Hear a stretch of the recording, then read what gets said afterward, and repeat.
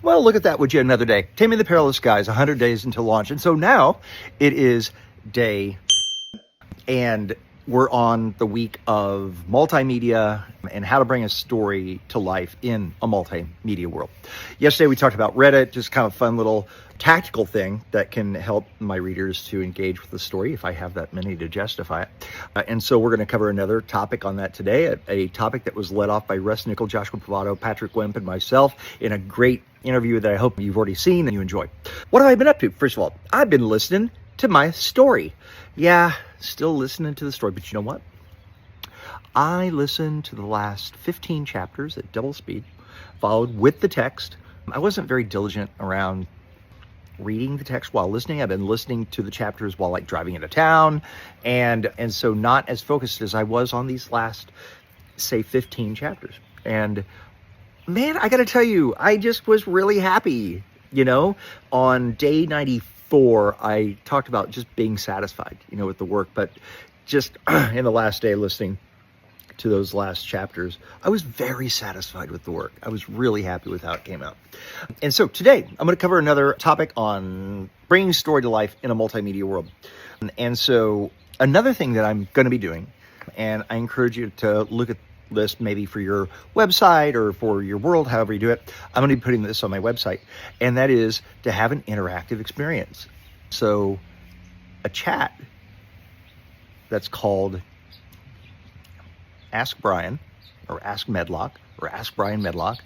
I got a couple of domains to support this.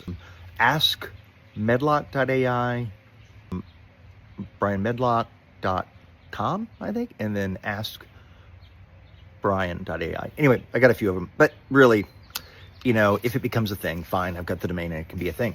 But I think it's just going to be on my website. It's going to be on the Taming the Perilous Sky site, and that is, you can ask Brian Medlock up until the day of his death. Exact date, TBD. Somewhere in the 2077, 2078 range. He's always going on very publicly about how he's going to be ending his life in final resting place, which is boarding an anti-gravity arrow and going with other very rich or important people that are also at the end of their lives and hurtling into the sun to finally become a star.